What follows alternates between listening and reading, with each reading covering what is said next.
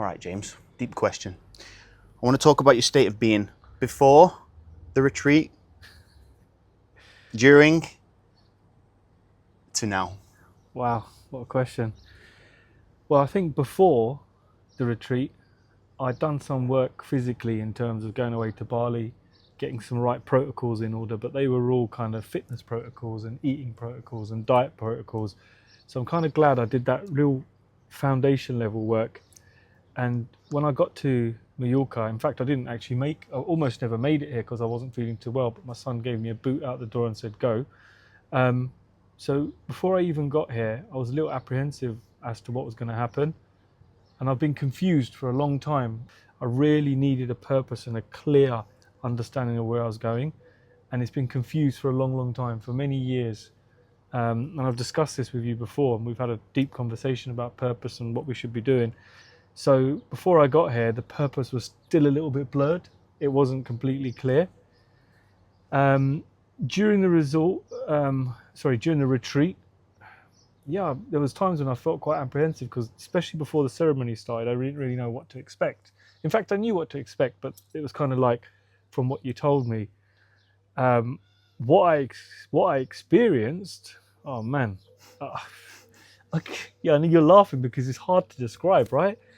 But I think the first day of the ceremony when we did the Cambo, that was that was eye opening because I've done Cambo before, but this time around when I done it, I actually purged, and the color of the purge.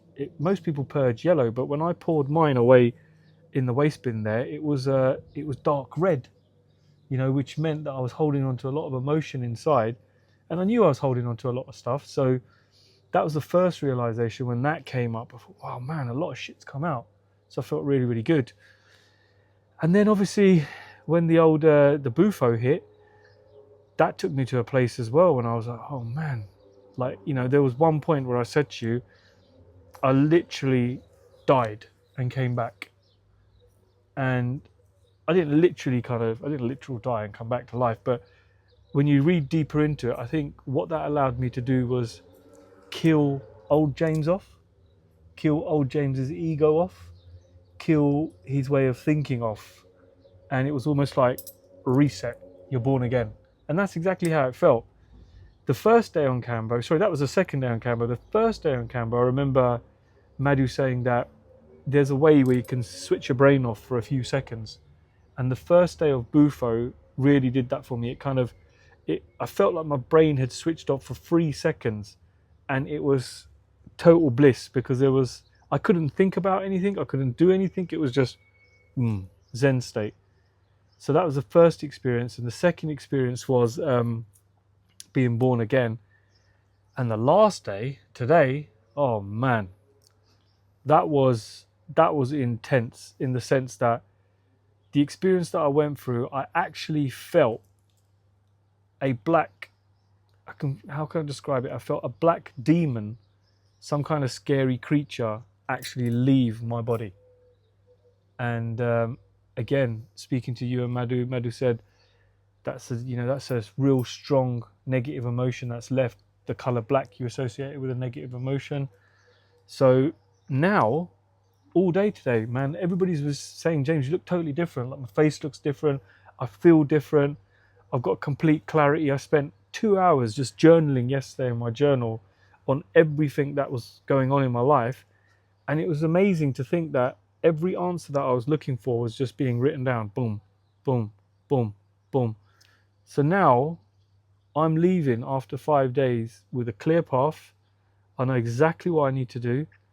I know exactly what I don't need to do. And I know exactly what I should be saying yes to and what I should be saying no to. So it's given me ultimate clarity on where I need to be going in the next part of my life. And like I said to Madhu this morning, I think I said this to Remus when I was in Bali. I said, Remus, you've saved my life physically by giving me another chance at, making sure my markers and my blood work's all in line and actually starting to look after myself.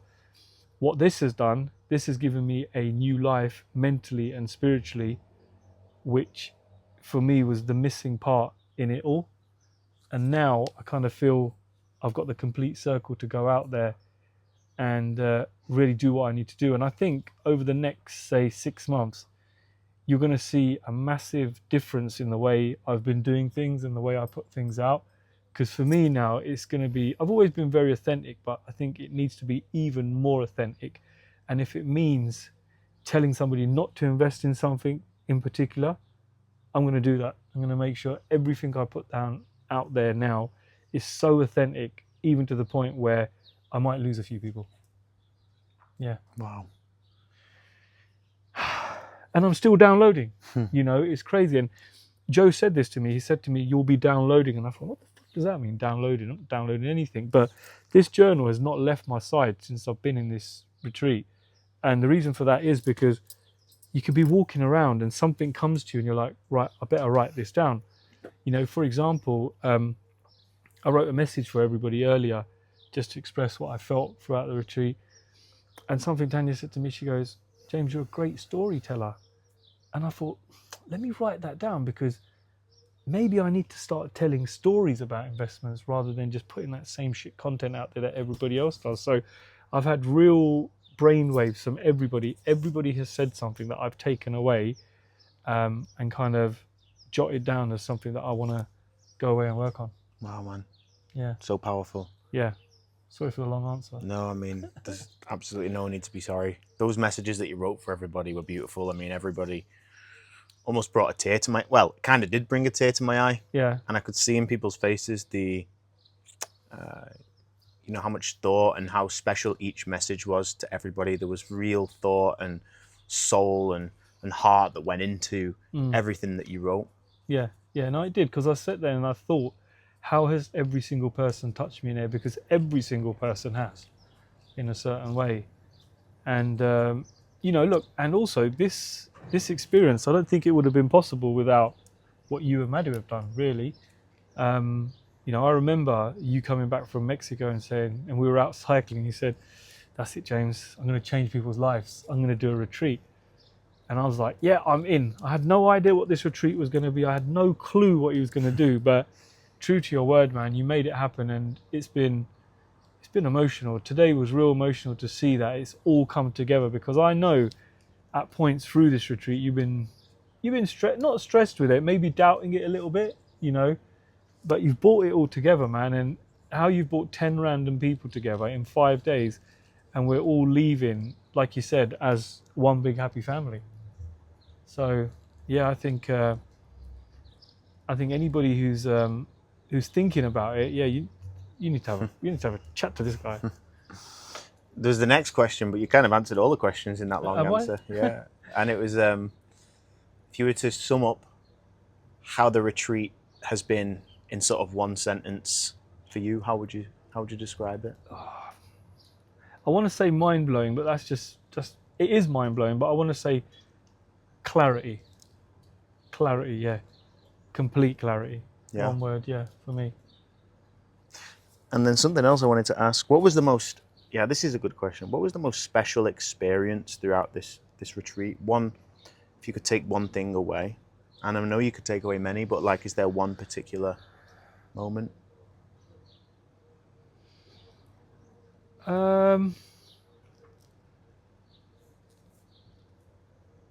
I think the special moment for me was being able to see everybody go through that psychedelic experience whilst on Bufo, and watching every single person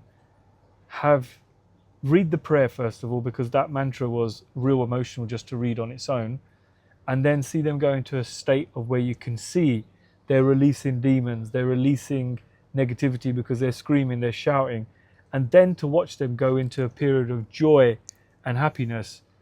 And I think that just deepened the connection even more, because I got to see everybody do it, yeah, apart from myself. Yeah. But it was nice, because I remember one point looking over at Jonathan and seeing his experience and getting quite emotional, because I thought, man, I really like this guy, and to see this guy like going through this, I felt an automatic connection. And it was the same when I heard the girl scream, and then they were happy, and then they were laughing. And so yeah, I think one thing for me was actually being to sit on the sideline and see someone go through that whole journey. of 10, 12, 15 minutes or whatever it was.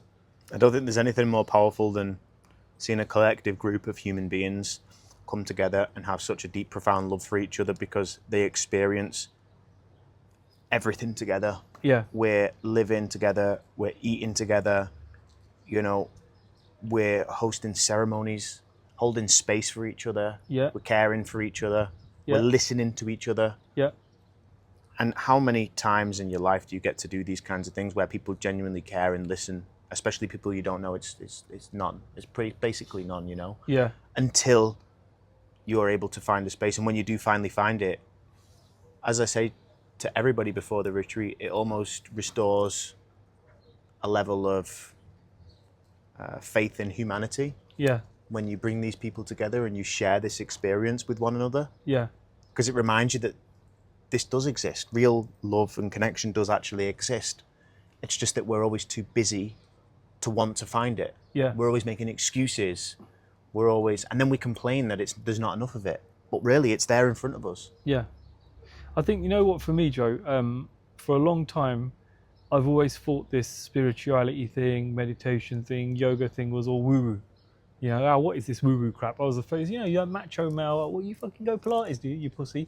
But having been through that journey and actually trying it and doing it, I can really see that mind, body, soul connection. And I've read many Stoic books on mind, body, soul connection. But I think this last month for me has really allowed me to go for a deep mind, body, soul connection. And having those three things aligned now, oh man, it just feels great. Like you said, like bringing communities of people together and just sitting there being present. Like there's something powerful to say about 10 people eating a meal together, but not talking. You know, not talking, but still you're present and you're connecting, you're tasting your food. Like ever since I came back from Bali, I like to eat my food with my hands. And that was something Rima said. He goes, feel your food, you know, let it get into your hands and taste it how people used to eat. And sitting with people in silence and hearing them chew and eat, it was a special connection. And I think in the digital world that we live in, especially coming from Dubai, where we're constantly chasing shit, it's these simple things that, you know, that matter. I mean, like, look, sitting here right now, looking at a mountain. I mean, obviously people can't see it on camera, but seeing a white horse and just seeing peace, it's like automatically you've just lowered yourself a little bit. You know, your heart ain't beating as much. You're not as tense. So it's out there if people want it. And is there anything you'd like to personally share for me and Madhu? Yes, I will. I think, firstly, I'm so happy as your friend that you found your purpose. And I said this to you this morning, even in that note, because I know you've been looking for it for a long, long time. And to see you actually physically, because you said, I want to help people, James, and I didn't really understand what that meant. But seeing you help 10 individual people, for me, I think you've done a superb job, and the way you've done it has been fantastic. And I think for Madhu, you can just see how much he respects and loves what he does. There's so much respect for this medicine. I mean, people talk about it as, oh, it's this, it's that. Oh, you don't want to be putting that in your body. Until you've done it, you can't really diss it, you know. I'd be the first one who'd probably shy away from stuff like that. But I'm on a journey, and I think having someone like you two, you made it really soft, you made it really easy, you made it really welcoming. Because if you start reading about this stuff online, you soon talk yourself out of it. So I think you and Madhu have beautifully, lovingly and respectfully delivered a great ceremony. Thank I you, can't brother. wait to see you on the cycle track in a month. If you decide to come back. Fuck, amazing, bro.